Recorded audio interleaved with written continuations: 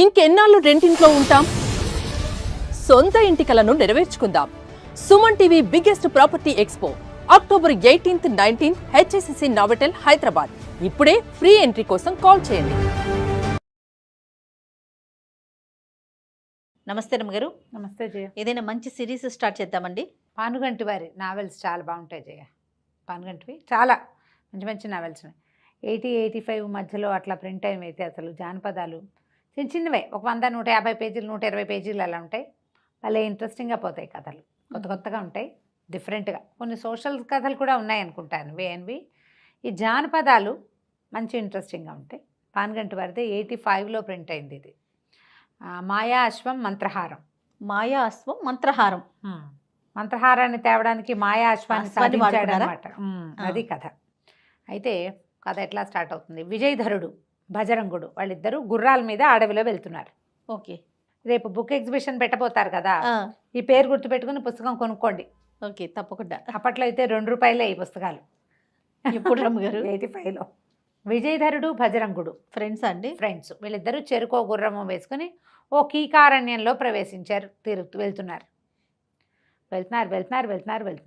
ఈ భజరంగుడు అన్నాడు, మిత్రమా నా వల్ల కాదు, నాకు ఆకలిస్తోంది, కాళ్ళు పడిపోతున్నాయి, నిద్ర తూలిపోతుంది, గుర్రం మించి పడిపోతాను ఏమిటో, ఎక్కడో చోట విశ్రాంతి తీసుకోవాలి, మధ్యాహ్నం ఎప్పుడో తినిపించావు, అంతా అయిపోయింది, ఆహారం ఇక లేదన్నాడు. ఈయన ఏమన్నాడంటే, కీకారణ్యంలో పడుకుంటే ఎలాగోయ్, కాస్త ముందుకెళ్ళి చూద్దామన్నాడు. సరే ఆగారు. దూరంగా వాళ్ళకు ఒక లైట్లు కనపడుతుంది, ఏవో చిన్న దీపాలు. లైట్లు ఏముంటే వీధి దీపాలు లేవు కదా, ఏదో వెలిగించిన మంట కాగడాలు అలాంటివేవో కనపడుతుంది. సరే అది చూసి అటు వెళ్దాం అనుకున్నారు. ఇంకొక అరగంట 30 గంట ప్రయాణం చేస్తే కానీ అక్కడికి వెళ్ళదు ఈ బండ్లు, వెళ్ళవు గుర్రాలు. మొత్తానికి 1 గంట పైనే పట్టింది. దూరంగా ఉంది వెలుగు, మిణుకుమంటూ కనపడుతుంది. ఆ వెలుగుని ఇది చేసుకుని మధ్యలో ఎత్తులు పల్లాలు చీకటి చూసుకోవాలిగా, ఎట్లా పైగా రై అనడానికి వీలు లేదు. రాత్రుళ్ళు గుర్రాలు కూడా అట్లా పరిగెత్తవు. ఒక మాదిరిగా గుర్రాలని నడిపించుకుంటూ మెల్లిగా ఆ వైపుకు వెళ్ళారు. వెళ్తే అదొక ఊరు. ఇళ్ళు కనపడుతున్నాయి కానీ అన్నీ తలుపులు వేసేసి ఉన్నాయి. సుమారుగా ఏదైనా ఒక రాత్రి 10 గంటలో 10 అయ్యి ఉంటుంది, 9-10. ఈ కుర్రాళ్ళు ఇద్దరు బయట నిలబడి కేకలు పెట్టారు. ఏమండి బాటసార్లం బాబు, ఎవరైనా భోజనం పెడతారా, ఈ పూట విశ్రాంతి తీసుకుని రేపొద్దున వెళ్ళిపోతాం అంటే ఎవ్వరూ సమాధానం చెప్పాల. గట్టిగా అరిచారు, అయినా కూడా సమాధానం లేదు. సరే చూస్తే ముందుకెళ్తే ఒక పురాతనమైన శివాలయం లాంటిది, ఒక ఆలయము, ఒక మండపము కనపడుతుంది. అరిచర్చి కేకలు పెట్టినా ఎవరూ రాల. నిర్మానుష్యంగా ఉంది. మామూలుగా 9 10 ముస్లింగా పెద్దవాళ్ళు ఎవరో ఒకళ్ళు నెగడేసుకుని బయట కాస్త కబుర్లు చెప్పుకోవటం ఏదో చేస్తారు. పైగా ఇలా అడవుల్లో ఉన్న ఊళ్ళకి జంతువులు వచ్చి పడతాయి. అందుకని ఖచ్చితంగా అంటే వీళ్ళ ఐడియా అనమాట. ఇప్పటిదాకా వాళ్ళు చూసిన ఊళ్ళల్లో ఓ 3 4 6 కనీసం కాపలా ఉంటారు. అడవి మధ్యలో ఉన్న ఊళ్ళకి కాపలా లేకపోతే ఎట్లా? అవును. కాపలాకి మనుషులు లేరు, మండుతున్న 3-4 నెగ్గళ్ళు తప్ప పిట్ట పొరుగు లేదు, అన్నీ తలుపులు బంధించున్నాయి.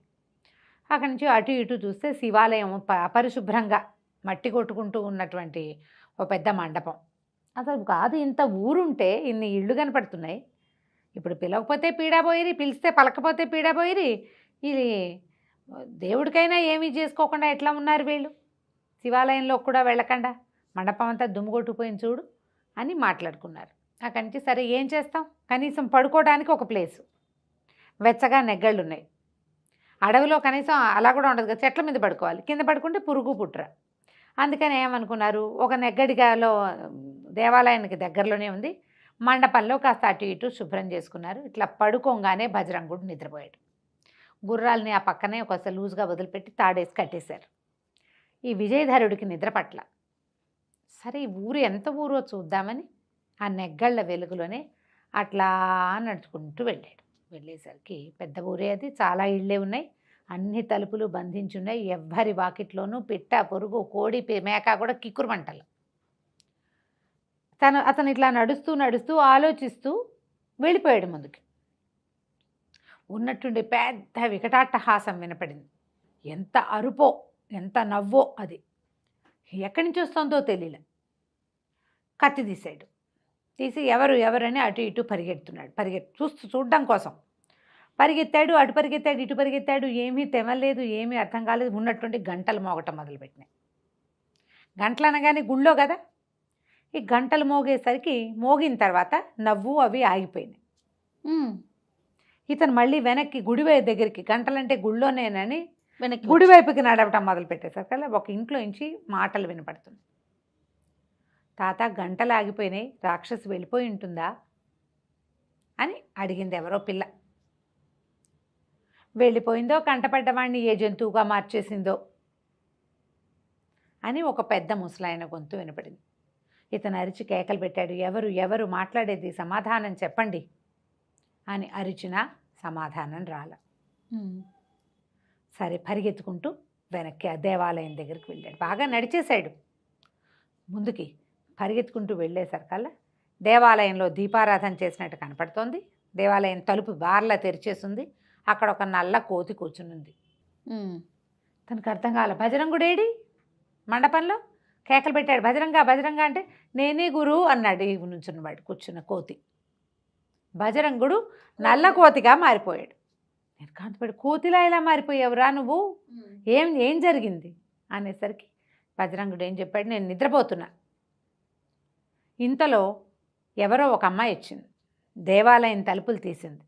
బయటంతా శుభ్రం చేస్తోంది. మెలకు వచ్చింది నాకు. చూస్తే నువ్వు కనపడలా. నిన్నేమైనా చేసేసిందేమోనని ఆ అమ్మాయిని, ఎవరమ్మాయి నువ్వు, ఏమిటి ఏమిటి ఏమిటి అని ఓ ప్రశ్నించా. కత్తి కూడా తీసా అమ్మాయి మీదకి. అక్కడి నుంచి అమ్మాయి నోరు తెరిచి పెద్దగా నవ్వింది. పెద్ద రాక్షసిలాగా మారిపోయింది. అప్పటిదాకా అందంగా ఉంది. నేను చూసేసరికి రాక్షసి అయిపోయింది. నేను దగ్గరకు వచ్చేసరికి రాక్షసి అయిపోయింది. అక్కడి నుంచి ఏమంది, ఏమిటి కోతిలాగా వాగుతావు, ఎగురుతావు, కోతివైపు పడుండు నోరు మూసుకుని అన్నది. నా నోరు కట్టేసింది. నేను శబ్దం కూడా చేయలేదు. ఈ శివలింగం పక్కనే పడున్నా. ఆ అమ్మాయి పూజ చేసుకుంది. 3 గంటలు మోగే వరకు మూగవాడిగా ఉండమంది. హారతి ఇచ్చింది. 3 గంటలు కొట్టింది. మాయమైపోయింది. నేను కోతిగా మిగిలిపోయిన మాట మాత్రం వచ్చింది అన్నాడు. ఏం చెయ్యాలి ఇప్పుడు? అక్కడ ఊళ్ళో ఏమో సమాధానం లేదు. అంటే ఇతను విన్నాడు, రాక్షసి వస్తుంది, మనిషిని జంతువుగా మారుస్తుంది అనేది తెలిసింది. సరే రేపు పొద్దున్న చూద్దాం, పడుకోమన్నాడు. ఆ నల్లకోతి రూపంలోనే ఏడ్చుకుంటూ బజరంగుడు పడుకున్నాడు. ఇతను అదంతా పరిగెత్తుకుంటూ వచ్చాడు కదా, హైరాణగా ఉంది, ఏం చేయాలో తెలియదు. ఆలోచిస్తూ అక్కడ అట్లా కూర్చుని ఉన్నాడు.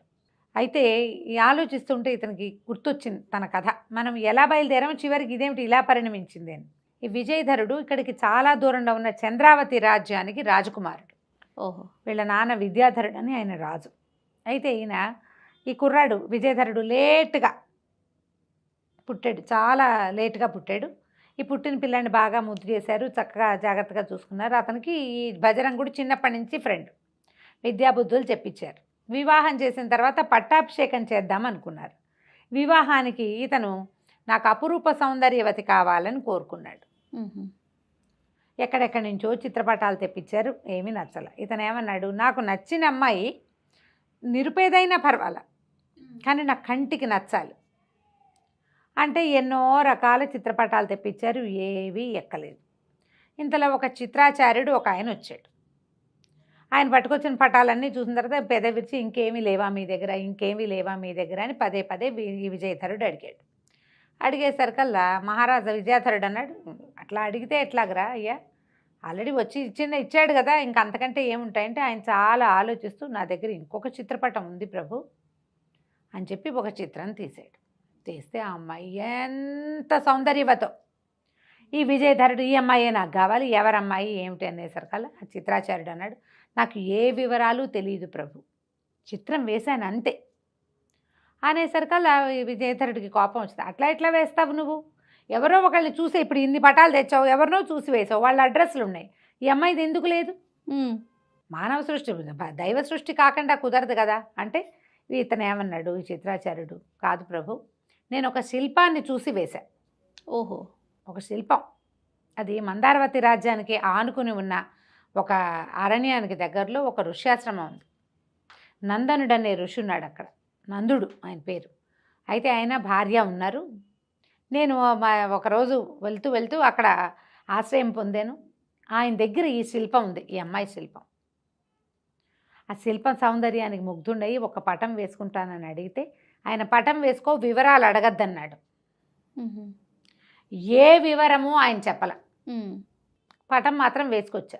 అనేసరికి అది విజయధరుడు అన్నాడు, అబ్బో ఇంత మంచి క్లూ ఉంది, అక్కడికి వెళ్తే తెలిసిపోతుంది, నీకెందుకు చెప్పలేదు, నేను కనుక్కుంటాను అనేసరికి ఆ విద్యాధర మహారాజు కేకలేశాడు కొడుకుని, వద్దు వద్దు, ఇలాంటి ప్రయత్నం చేయొద్దు. ఒట్టి శిల్పం అంటే మనకు ఎట్లా తెలుస్తుంది శిల్పం మనిషి అవునో కాదంటే, ఏదో ఒక మోడల్ లేకుండా చిత్రకారుడో శిల్పకారుడో ఎట్లా చేస్తారు? మోడల్ ఖచ్చితంగా ఉంది. మానవకాంత కాకపోతే ఇంకా ఏదైనా మరి దైవకాంత అయి ఉండొచ్చు. నీకెందుకు అంటాడు తండ్రి, నాకు కావాల్సిందే అంటాడు కొడుకు. చివరికి తండ్రిని ఒప్పించి విజయధరుడు 2 గుర్రాలతోటి బజరంగుడు స్నేహితుడైన బజరంగుడితోటి ఏదో కొంత ధనాన్ని మూట కట్టుకుని ప్రయాణం సాగించాడు. వెళ్తూ వెళ్తూ వెళ్తూ మధ్యదారిలో ఈ అడవిలోకి వచ్చి, ఈ ఊళ్ళోకి వచ్చి ఇప్పుడు బజరంగుడిని కోతిగా మార్చుకుని కూర్చుని ఉన్నాడు ఇక్కడ. ఓహో, ఇప్పుడు ఆ అమ్మాయిని వెతకడంతో పాటుగా ఈ కోతిని మనిషిగా మనిషిగా మార్చాలి. సరే ఇది ఏం చేయాలో తెలియదు కదా, సరే రేపు పొద్దున్న చూద్దామని అప్పటికి పడుకుని నిద్రపోయాడు. ఇతను అమ్మాయి కోసం వెళ్తున్నాడు. ఈ వెళ్ళే దారిలోనే అతను ఊరి నుంచి బయటపడ్డాక, ఇది మందారవల్లో ఏదో ఒక రాజ్యానికి ఆనుకుని ఉన్న ఒక అరణ్యంలో ఈయనున్నాడు నందుడు. అక్కడికి వెళ్ళాడు. వెళ్ళి ఆయన ఆశ్రమానికి వెళ్తే ఆయన భార్య భర్త ఇద్దరు ఉన్నారు. ఆ లోపల ఆశ్రమం లోపల చక్కటి అందమైన శిల్పం ఉంది. ఇతను ఎవరినైనా చూశాడు, ఏ అమ్మాయి చిత్తరు అయితే చూశాడు, ఆ అమ్మాయిది అక్కడ శిల్పం ఉంది. ఇతను బతిమలాడాడు. బతిమలాడితే ఆయన ఏం చెప్పాడంటే, ఈ అమ్మాయి ఎవరు వివరాలు కనుక్కోమంటే, వివరాలు ఎందుకు, మీరు చిత్తరు ఇది చూడండి శిల్పం అంతేనన్నాడు. ఎంత అడిగినా వివరాలు చెప్పడానికి వీలు లేదయ్యా, చెప్తే కుదరదన్నాడు. అనేసరికల్లా ఈ అబ్బాయి ఏమన్నాడు విజయధరుడు, సరేలేండి, నేను అమ్మాయి చిత్రపటం చూసి చూడగానే ప్రేమలో పడ్డాను. జన్మజన్మలకి ఈ అమ్మాయే నా భార్యగా కావాలనుకున్నా. మనసు మార్చుకోవడం రాజధర్మం కాదు, నేను మనసు మార్చుకోను.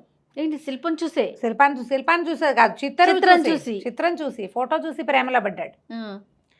నేను ఏమైనా సరే ఈమెను వదిలిపెట్టి వెళ్ళే ప్రసక్తి అయితే లేదు. ఈమె నాకు దక్కదు, మీ వివరాలు మీరు నాకు ఇవ్వరు అని చెప్తున్నారు కాబట్టి ఇవ్వనని, మెడ నరుక్కుని చచ్చిపోతాను ఇక్కడేనని మెడ నరుక్కుపోయాడు కత్తితోటి. ఈయన నందమహర్షి కాళ్ళు చేతులు పట్టుకున్నాడు, నాయన అంత తొందరపడిపోక, ఇంత ప్రాణాలు పెట్టుకున్నావు కాబట్టి ఇక చెప్పక తప్పదు, చెబితే వచ్చే ప్రమాదం ఏమిటో కూడా నీకు చెప్తాను. ఈ అమ్మాయి నా కూతురే. అమ్మాయి పేరు మానసప్రియ. చాలా అందమైన శిశువు, లేక కలిగింది. మేము పంచప్రాణాలు పెట్టుకుని పెంచుకున్నాం, నేను నా భార్య. అయితే మేము ఎంతో కాలంగా ఈ అడవిలోనే, ఈ ఋష్యాశ్రమంలోనే ఉన్నాం. పిల్ల చాలా అందగత్తె, చక్కగా అన్ని బుద్ధిమంతురాలు, అన్ని పనులు చేసేది. నీళ్లు తేవడానికి, పువ్వులు తేవడానికి అడవిలో తిరుగుతూ ఉండేది. మాకు ఇక్కడికి దగ్గరలోనే సుమిత్రుడనే ఒక మహాయోగి ఒక ఆయన ఉన్నాడు. చాలా గొప్ప తపశాలి, మంత్రతంత్రాలు తెలిసిన వ్యక్తి. ఆయనది కూడా ఆశ్రమం ఉంది. ఆయనకు ఒక శిష్యుడు శుభాంగుడు. అతను మా పిల్లని ప్రేమించాడు. పిల్ల వెనకాల పడ్డాడు. అమ్మాయికి అతను నచ్చల. ఆడపిల్లల్ని ఏడిపించే వాళ్ళతోటి ప్రేమల్లో పడరు, డిస్కంఫర్ట్ ఫీల్ అవుతారు. వెనకాల పడుతున్నారు అంటే వాళ్ళని డిస్టర్బ్ చేయాలి అంటే ఎలా చేయాలి, కంటికి అందేలా ఉండాలి కానీ కదపకూడదు. ఆ కదిపితే ఒక రకమైన ఇరిటేషన్ వస్తుంది. ఇతను అమ్మాయిని ఏం విసిగించాడో తెలీదు. మా అమ్మాయికి అతను నచ్చలేదు. అయితే శుభాంగుడు స్వయంగా వచ్చి నన్ను అడిగాడు, మీ అమ్మాయిని నాకు ఇచ్చి పెళ్లి చేయండి అని. మేమేమన్నామంటే, ఇప్పుడు మా పిల్లని దాన్ని ఇష్టారాజ్యంగా చేయవలసిందే, మేము అలా పెంచుకున్నాం, పిల్లకి తన ఇష్టం వచ్చిందే చేస్తాం, పిల్లని అడుగుతామన్నాం. మా అమ్మాయిని అడిగాను, అతని మొహం నాకు గిట్టలేదు, నాకు వద్దన్నది. ఎన్ని విధాలు చెప్పినా మా అమ్మాయి మా మాట వినలా. అతను అడుగుతున్నాడమ్మా, కోరిచ్చిన సంబంధం కాదనుకోకూడదని చెప్పినా కూడా మా అమ్మాయి ఇష్టపడలేదు, అతని ధోరణి నాకు నచ్చదు, వద్దన్నది. శాశ్వతంగా వివాహం చేసుకుని శాశ్వతంగా కాపురం చేయవలసింది పిల్ల. అవును, ఆ అమ్మాయికి ఇష్టం లేదు కాబట్టి మేము కూడా సరే, మేము మా పిల్లకి ఇష్టం లేదు సారీ చెప్పేశాము. కానీ శుభాంగుడు ఒకనాడు ఒంటరి పాటున మా అమ్మాయి ఉండగా చూసి ఆమెను బలాత్కరించిపోయాడు. క్రూరుడు. అలాంటి వాళ్ళని ఆడవాళ్ళు ముందే పసిగడతారు. ఈ క్రూరుడు ఇలా చేసేసరికల్లా నేను అప్పుడే పరిగెత్తుకుంటూ వచ్చాను. ఆ కామాంధుడిని శపించాను, నేను భస్మం అయిపోమని. నేనంత తపశ్శాలిని కాదు, కానీ నా తపస్సులో ఉన్న సగభాగాన్ని అతన్ని శపించడానికే వెచ్చించేశాను. కానీ ఆ శాపం పెట్టేటప్పుడు ఇతను సుమిత్ర మహాముని శిష్యుడని కానీ ఆయన కోపగించుకుంటాడని కానీ నాకు అనిపించలే. నా పిల్ల బాధపడుతోంది, అవమానపడుతోంది అన్న ఫీలింగ్ తోటి దాంతో శపించేశాను. భస్మపు రాశిగా మారిపోయాడు, మాడిపోయాడు వాడు. అంతలోనే ఇక్కడ ఏదో జరుగుతుందని తెలుసుకున్న సుమిత్ర మహాముని వచ్చేసాడు. భస్మంగా మారిపోయిన తన శిష్యుడిని చూస్తే ఆయన కోపం ఆగల. ఆయన గట్టిగా అరిచి కేకలేశాడు, నన్ను అక్కడి నుంచి మీ శిష్యుడని ఆలోచించకుండా నీ కూతురు కోసం ఇంత పని చేసావు, ఏ కూతురుని చూసుకుని ఇంత వెర్రవీగుతున్నావో ఆ కూతురు శిలగా మారిపోతుందని నా కూతురుని శపించాడు. కానీ శిష్యుడు తప్పు చేశాడు కదా. తప్పైతే చెప్పుకోవాలి, నన్ను అడగాలి, నాతో చెప్పాలి, అంతేగాని వాడిని చచ్చిపోమంటే ఎట్లా? ప్రాణం తీయటం కరెక్ట్ కాదు కదా అన్నాడు. అని ఈ నీళ్లు చల్లేశాడు, మంత్రజల్లం చల్లేశాడు, నా కూతురు శిలగా మారిపోయింది. ఇదిగో అదే ఆ శిల. దీంతో పాటు ఒక ఇది పెట్టాడు, ఈ శిలా రహస్యాన్ని ఎవరికైనా చెప్తే నువ్వు నీ భార్య కూడా శిలలుగా మారిపోతారు అని. దాంతో నేను నా భార్య ఇద్దరం బాగా ఏడుస్తూ ఏం చేయాలో తెలియక అల్లారు ముద్దుగా పెంచుకున్న పిల్ల శిల్పంగా మారిపోయింది. జీవితం ఏమైపోవాలి మాది మరి. అక్కడి నుంచి మేము ఆయన కాళ్ళ వేళ్ళబడి చాలా బతిమలాడాము. అయితే ఈయన మీ శాపాన్ని సడలించలేను, మీ అమ్మాయి శాపాన్ని సడలించగలను. శివపర్వత శ్రేణిలో ఉన్న జగన్మాత ఆలయంలో అమ్మవారి మెడలో ఉన్న మంత్రహారాన్ని తెచ్చి తగిలిస్తే, ఈ అమ్మాయి మెడలో వేస్తే ఈ అమ్మాయి మామూలు మనిషి అవుతుంది. కానీ ఈ రహస్యాన్ని మీరు ఎవరికి చెప్పినా మీరు కూడా శిల్పాలుగా మారటం మాత్రం తప్పదు అని చెప్పాడు. చెప్పి ఆయన మారిపోయాడా? ఇప్పుడు మేము శిల్పాలుగా మారిపోతాను నాయన, కాకపోతే ఆ శివపర్వతం ఎక్కడుంది అది చెప్పాలి కదా. ఆ కథ అంతా ముందే చెప్పాడనమాట. ఇది శివపర్వత శ్రేణుల్లో జగన్మాత ఆలయం ఒకటి దేవతలు నిర్మించారు. దేవశిల్పి అయిన మయాసురుడు ఆ దేవాలయాన్ని స్వయంగా చాలా శ్రద్ధగా శివపర్వతాల్లో అమ్మవారికి దేవాలయం ఉండాలని కట్టాడు. ఎంత శ్రద్ధగానో, మామూలుగా ఆయన కంటి చూపుతో కట్టేస్తాడు, చాలా శ్రమపడి ఎక్కువ పనిచేశాడు దాని మీద. ఒక అమ్మవారి అద్భుతమైన విగ్రహాన్ని తయారు చేశాడు, చెక్కాడు శిల్పం. చెక్కిన తర్వాత ఏదో లోటుగా ఉంది, ఆ ముఖంలో అమ్మవారి ముఖంలో రావాల్సిన కళ రావడం లేదు. అతను చాలా తపస్సు చేస్తే జగన్మాత ప్రత్యక్షమై నవ్వింది. నవ్వి ఏమన్నదంటే, నిత్యము నా మెడలో ఉండే మంత్రహారం వల్ల, అదేంటంటే కోటి ప్రాణుల యొక్క జీవశక్తి, కోట్ల ప్రాణుల యొక్క జీవశక్తి, ఆ హారం వల్ల నా ముఖానికి ఇంకా వెలుగు వస్తుంది. నువ్వు ఆ హారాన్ని వెయ్యలేదు కాబట్టి ఇక్కడ నీ వెలుగు రావటల్లా ఈ విగ్రహానికి అని చెప్పి ఆమె స్వయంగా తన మెడలోంచి ఆ మంత్రహారాన్ని తీసి ఆ విగ్రహానికి అలంకరించింది. ఇది అలాగే వెలుగులు విరజిమ్ముతూ ఉంటుంది, చూసే వాళ్ళకి విగ్రహంలో భాగంగానే కనపడుతుంది, కానీ ఇది ప్రత్యేకమైన హారం. ఆమె తన మెడలోంచి వేసింది. ఆ మంత్రహారం అది తీసుకొచ్చి వేస్తేనే ఈ పిల్ల నార్మల్ అవుతుందని ఆయన చెప్పాడనమాట. ఓకే. అది ఇక్కడికి చాలా దూరం, దాన్ని తేగలిగేవాడెవడూ లేడు. కానీ సుమంత్ర మహర్షి దీని ప్రకారం నేను ఇదైపోవాలి, నేను రాయి అయిపోయే లోపల నేనేం చేస్తానంటే, అతను సగం తపశ్శక్తిని వాడేశాడు భస్మం చేయటానికి, మిగిలిన తపశ్శక్తిని మంత్రశక్తిని భస్మగుళికలుగా చేసి ఇతని చేతిలో పెట్టాడు. ఆ భస్మగుళికలు తీసుకోవటం ఏమిటి, వెంటనే ఈ నందుడు అనే మహర్షి తన కూతురు పక్కనే ఒక శిలా విగ్రహంగా మారిపోయాడు. అయితే దీనికి ముందు ఏం చెప్పాడంటే, ఈ రాజకుమారుడికి చెప్పేటప్పుడు రెండో మనిషికి చెప్పకూడదు ఈ రహస్యం. ఎవరికైనా చెప్తే వాళ్ళు శిలగా మారిపోతారు. అందుకని భజరంగుని బయటికి పంపించేసి విజయధరుడికి ఒక్కడికే ఈ విషయం చెప్పాడు. ఓకే. నువ్వు కూడా ఈ విషయాన్ని ఎవ్వరికీ చెప్పకూడదు. రహస్యం బయటపడిందా శిల్పంగా మారిపోవటమే, శిలగా మారిపోతావు. మేము ఎట్లా అయిపోయామో నువ్వు కూడా అంతే.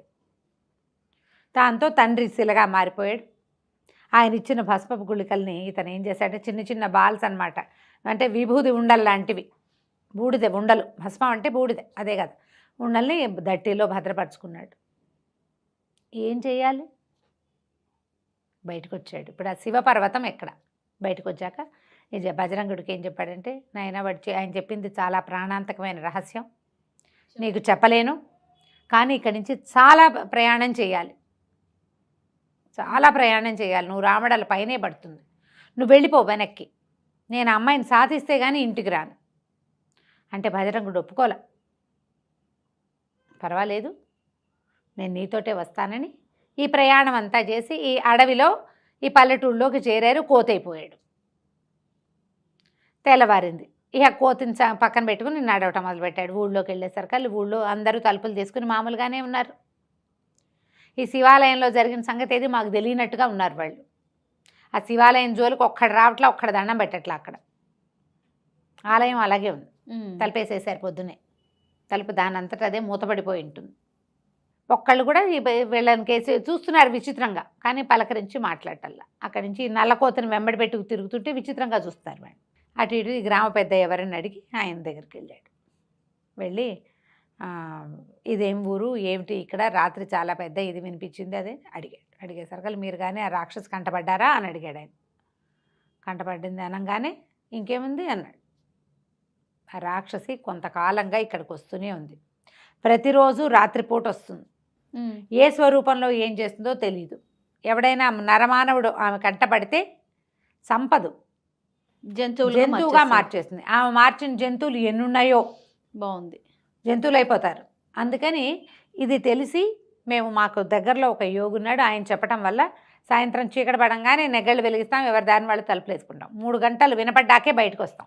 గంటలు కొట్టి హారతి ఇచ్చి వెళ్ళిపోతుంది. ఆ రాక్షసి ఎందుకు వస్తుందో, ఎందుకు అరుస్తుందో, ఎందుకు ఏడుస్తుందో, ఎందుకు ఈ పూజ చేస్తుందో మాకెవ్వరికీ తెలియదు. చాలా కాలంగా ఇలాగే జరుగుతోంది. అది ఉండటం వల్ల మాకే జంతువులు గింతులు ఏవీ రావు. రాక్షసి ఉండటం వల్ల ఈ ఊళ్ళోకి ఏమీ ప్రమాదం జరగదు.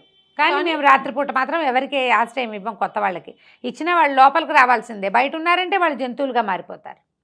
ఇక వాళ్ళకి మాకు సంబంధం లేదు. అయితే ఏమైంది, ఈ జంతువులుగా మారిపోయిన వాళ్ళు వీడిని ఏం చేయాలి, వీడు మాట్లాడుతున్నాడు. వీడు మాట్లాడాకే ఆయనకు అర్థమైంది రాత్రి వీళ్ళు రాక్షసిని చూశారు అని. ఆయన ఏమన్నాడంటే, చివర ఒక యోగి ఉన్నాడు మాకు కొంచెం దూరంగా, ఉత్తరం వైపుగా ఒక వాగుంది, ఆ వాగు ఒడ్డున యోగి ఉంటాడు. ఆయన వీళ్ళని మనుషులుగా చేస్తాడంటే ఇతని బజరంగుడిని వెంబడి పెట్టుకుని ఆ యోగి దగ్గరికి తీసుకుపోయాడు. తీసుకెళ్తే ఆ యోగి మంత్రజలం చల్లి వీడిని కాస్త మామూలు వాడిని చేశాడు.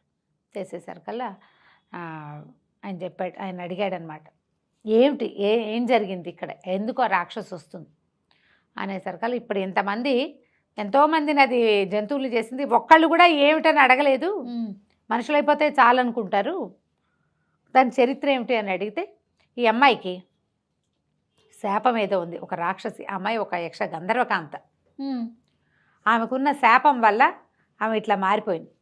శాపం తీరితే ఆమెకు ఆ సమస్య పోతుంది. అయితే ఇతనేమన్నాడు, అయితే మేము ఆ రాక్షసిని ఎదుర్కొంటాం, ఆమె ఎక్కడుంటుందో చెప్పండి, ఎట్లా ఆమెను ఎదుర్కోవాలి, ఎదుర్కొని ఆమె కష్టం ఏదో తీరిస్తే సరిపోతుంది, ఆ కష్టం తీర్చడానికి నేను సిద్ధం అని చెప్పేసరికి అలా ఆయన ఎంకరేజ్ చేశాడు. సరే ఒక పని చెయ్యి, ఆమెతో మాట్లాడేందుకు నీకు ఒక అవకాశం నేను ఏర్పాటు చేస్తానన్నాడు. ఎట్లా ఇతను రాక్షసుని ఎదుర్కొన్నాడో, ఆమె ఇతనికి ఏమైనా సహాయం చేసిందా, ఎలా ఇతను ఆ మాయా అశ్వాన్ని మంత్రహారాన్ని సాధించి ఆ మానసప్రియ అనే శిల్పసుందరిని సజీవ సుందరిగా మార్చాడు. బజరంగుడి కోతి రూపం పోయాక ఇతను అడిగాడు, ఇలా ఎందుకు జరిగింది, ఆ రాక్షస ఎవరు, ఆమె ఎందుకు ఇట్లా చేస్తోంది అంటే అప్పుడు ఆ యోగి చెప్పాడనమాట. ఏం చెప్పాడో ఇప్పుడు విందాం. ఓకే.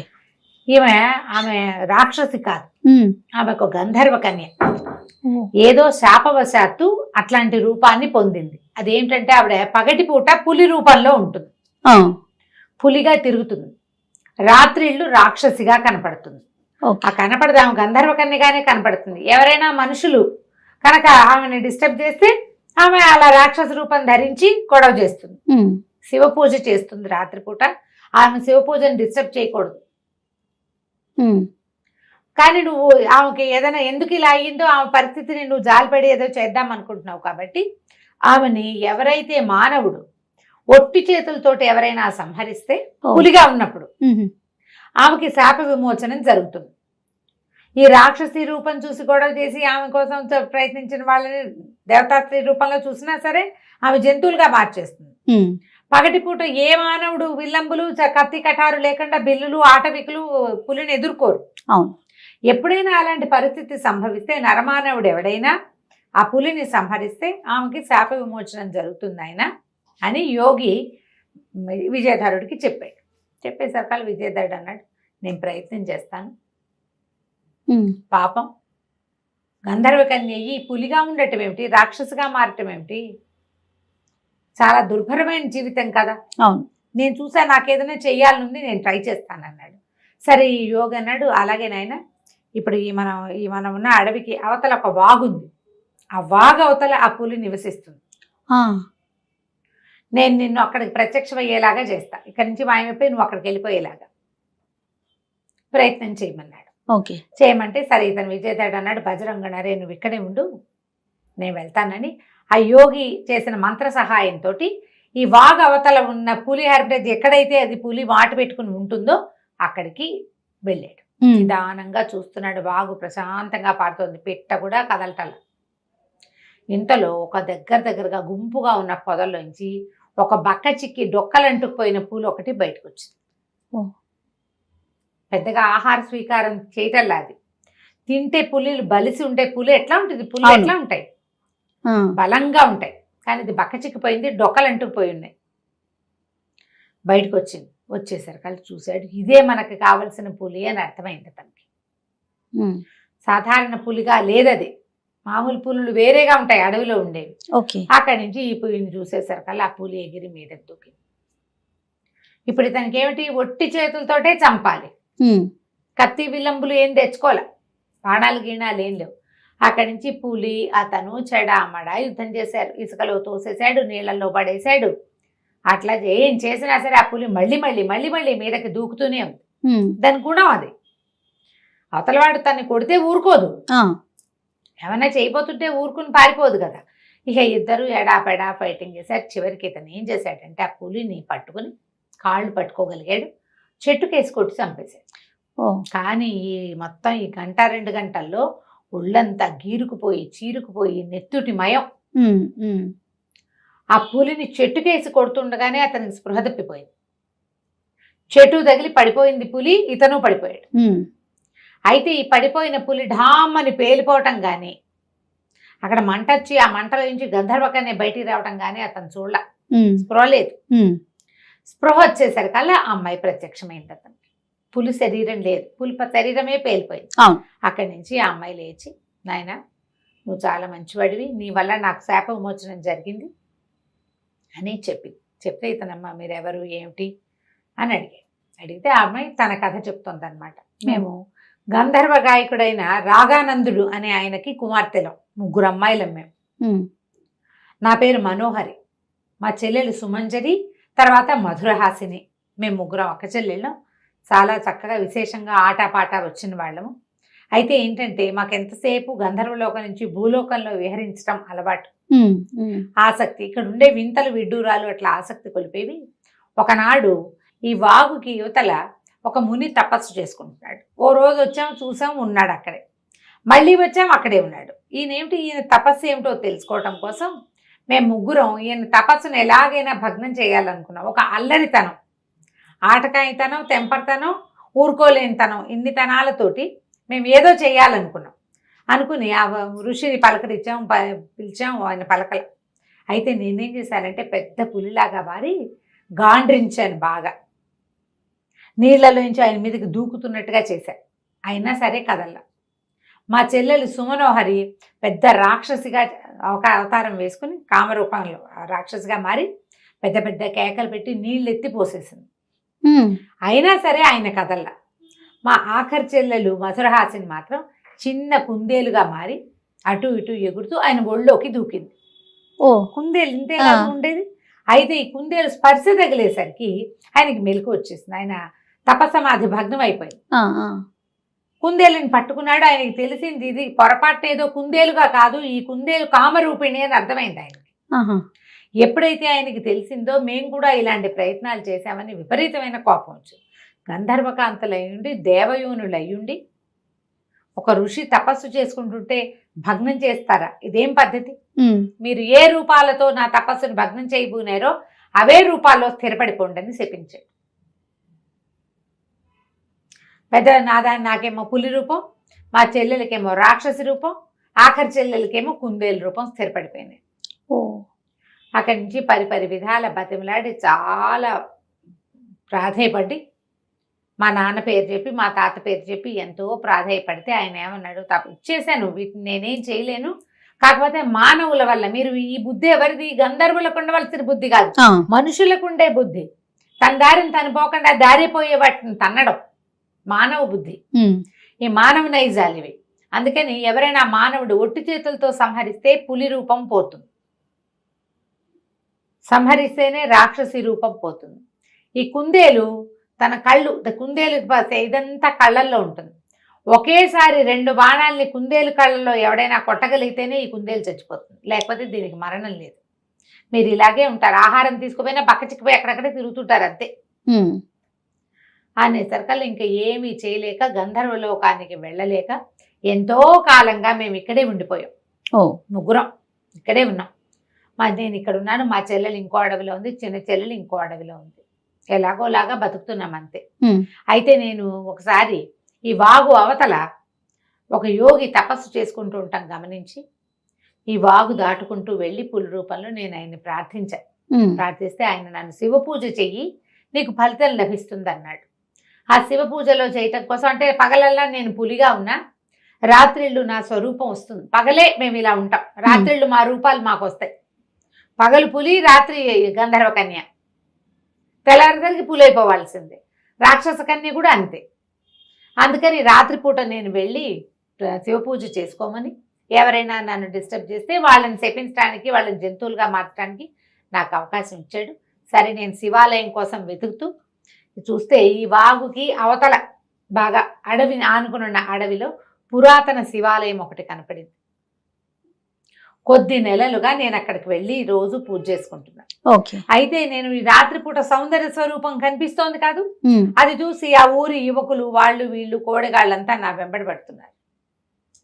అంచేత నా జోలికి వచ్చిన ప్రతి వాళ్ళని నేను జంతువులుగా మార్చేశాను. దాంతో వాళ్ళు ఏం చేశారు, సాయంకాలం అయ్యేసరికి తలుపులు వేసేసుకుంటారు. వాళ్ళకి తెలిసింది. అయితే క్రమంగా నేను వాళ్ళకి రాక్షసునని అది పెద్ద పెద్దగా అరుస్తాను. నా అరుపులు విని వాళ్ళు నేను రాక్షసునని భావిస్తారు. రారు, బయటికి రాకుండా ఉంటారు. గంధర్వ స్వరూపంలోనే నేను వచ్చినప్పటికీ పగలయ్యేసరికి, తెల్లారేసరికి నేను పులిగా మారిపోతాను. యోగి వల్ల నాకు ఇది కుదిరింది అనేసరికి అలా సరే. తను ఆశ్చర్యపోయాడు విజయధరుడు. ఎంత విశేషం, చాలా బాగుంది. ఆ తర్వాత అమ్మాయిని అడిగాడు, నేను మాయాస్వం అదే మంత్రహారం కోసం బయలుదేరాను అంటే, అప్పుడు ఆవిడేం చెప్పిందంటే, మంత్రహారం నీకు లభించదు, అది చాలా కష్టసాధ్యమైనది. ఆ మంత్రహారాన్ని గనక నువ్వు సాధించాలంటే దానికి మాయా అశ్వం కావాలి. ఈ మాయా అశ్వం ఎక్కడుంది, ఏమిటి వివరాలు నాకేం తెలియదు. అవన్నీ మా చెల్లెలు అమ్మాయికి సుమంజరికి తెలుసు. నువ్వు ఒక పని చెయ్యి, నీకు కామరూప విద్యను బోధిస్తా, ఆ మంత్రం దగ్గర పెట్టుకో. ఈ అడవి అవతల మా చెల్లెలు ఉంది, అక్కడికి వెళ్తే, ఆమె దగ్గరికి కనుక వెళ్తే, ఆమెని సంహరిస్తే, ఆమెకు కూడా నువ్వు శాప విమోచనం చూపించగలిగితే, అప్పుడు ఆమె దగ్గర నుంచి నీకు దీని తాలూకు వివరం వస్తుంది. వివరం కావాలి కదా. ఇప్పుడు మంత్రహారం అక్కడెక్కడో ఉందని తెలుసు, అక్కడికి ఎలా వెళ్ళాలో కూడా తెలియదు. మాయా అశ్వంతో కుదురుతుందని ఈ అమ్మాయి చెప్పింది. అక్కడి నుంచి సరే ఆ కామరూప విద్య తీసుకుని ఆమె దగ్గర నుంచి ఆ విద్య సహాయంతో వాగు దాటి, ఆమెకు నమస్కారం పెట్టాడు, వాగు దాటి ఇవతలకు వచ్చేసాడు. వచ్చేసి యోగి దగ్గరికి వెళ్ళాడు. యోగి ఆశ్చర్యపోయాడు, గురిని ఎంత పని చేసావు, చాలా అద్భుతంగా చేసావయ్యా, నువ్వు చాలా గొప్పవాడివి, నువ్వు అనుకున్న పని నీకు నెరవేరుతుంది అని చెప్పి ఆశీర్వదించాడు. అప్పుడు భజరంగుడు, మన విజయధరుడు ఇద్దరు కలిసి అక్కడి నుంచి బయలుదేరి అట్నుంచి ఉత్తరంగా ఉన్నటువంటి ఈ వాగు దాటాలి, అడవి దాటాలి. అక్కడ అవతల అడవి దాటి వెళ్ళిన తర్వాత ఉన్న రాతి గుహలలో ఉన్నటువంటి రాక్షసిని చూడడానికి బయలుదేరారు. అయితే వీడు భజరంగుడికి వేగ్గా ఈ కథ చెప్పాడు.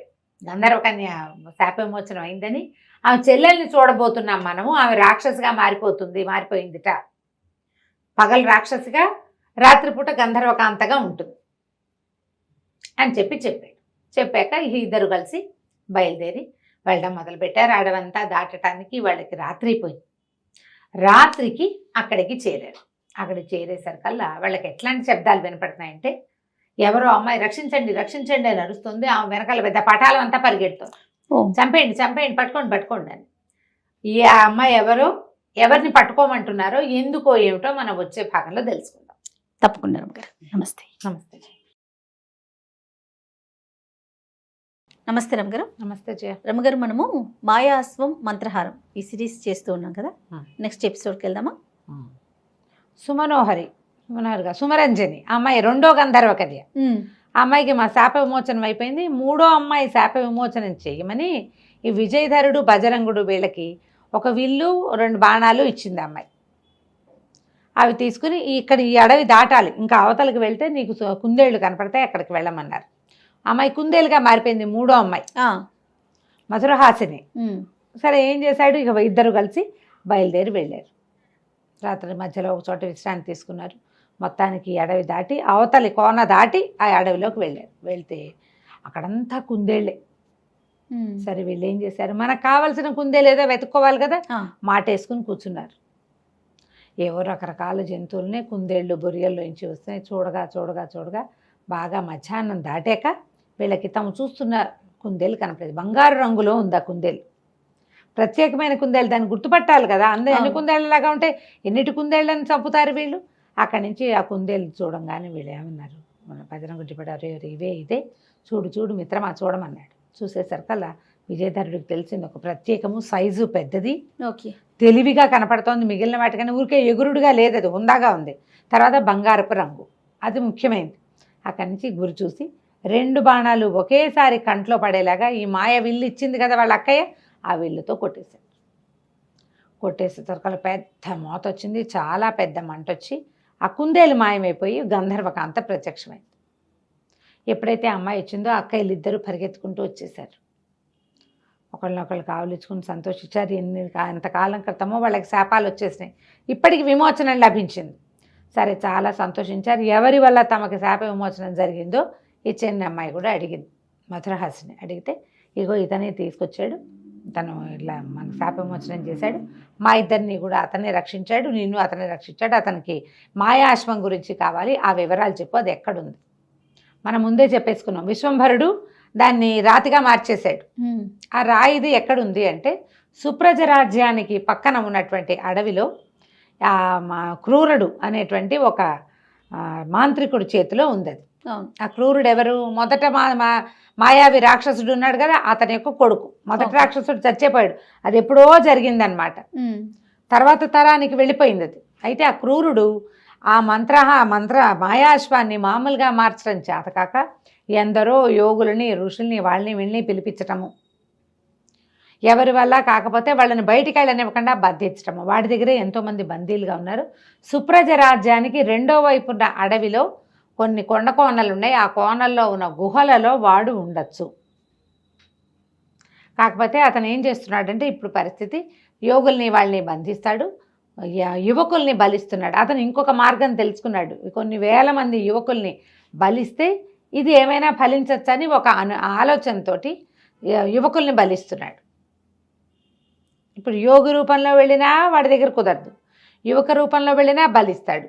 ఇది చూసుకోవాలి, ఫలానా చోట ఉన్నాడని చెప్పాక ఈ ముగ్గురు ఏం చేశారంటే, తమ అమ్మాయి ఇచ్చిన విల్లేమో మాయమైపోయింది, పని అయిపోగానే ముగ్గురు కలిసి ఒక మంత్ర ఖడ్గాన్ని ఇతనికి ఇచ్చారు. ఇది చాలా అత్యద్భుతమైంది, విపత్కర పరిస్థితుల్లో నిన్ను రక్షిస్తుంది, నీ దగ్గరే ఉంచుకోమన్నారు. ఆ ఖడ్గాన్ని పుచ్చుకొని బజరంగుడు ఆ తర్వాత ఏమో విజయధరుడు ఇద్దరు కలిసి గుర్రం ఎక్కి బయలుదేరారు, సుప్రజ రాజ్యానికి చేరారు. మరి ఇక్కడ పని అయిపోయింది, ముందు తెచ్చుకోవాలి కదా, గుర్రాన్ని తెస్తేనే హారం వస్తుంది.